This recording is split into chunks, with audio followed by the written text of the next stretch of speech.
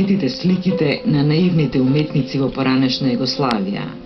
Творештвото на самоуките автори, иако надвор од академските правила, имаше значајно место во тогашниот уметнички простор. И денес наивната уметност, водена од креативната фантазија, е отворена и жива.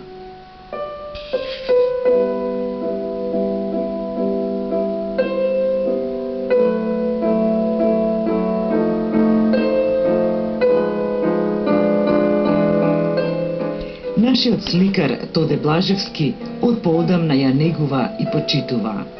Тој е редовен гостин на меѓународни манифестации. Неодамна беше на ликовната колонија на наивна и маргинална уметност на Златибор во Србија. Сега негово дело е изложено во галеријата Легата во Белград. Знаете што има, колку што можам јас да забележам, значи со ова моја, да речеме, 20 годишно искуство, исклучиво на наивизмот, има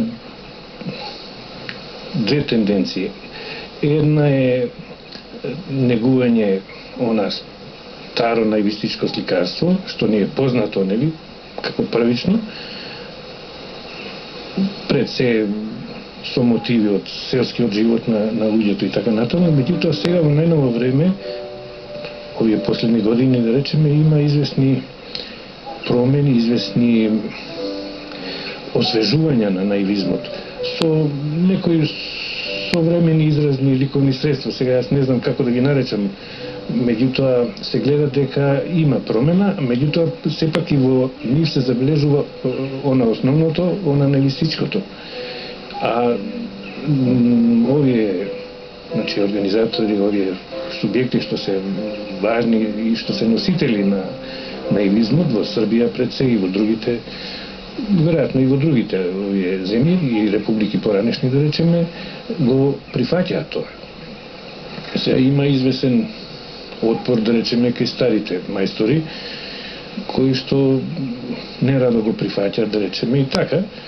Имаше известни така песимистички или разочарувачки, да речеме, мислења дека ете наивизмот изумира.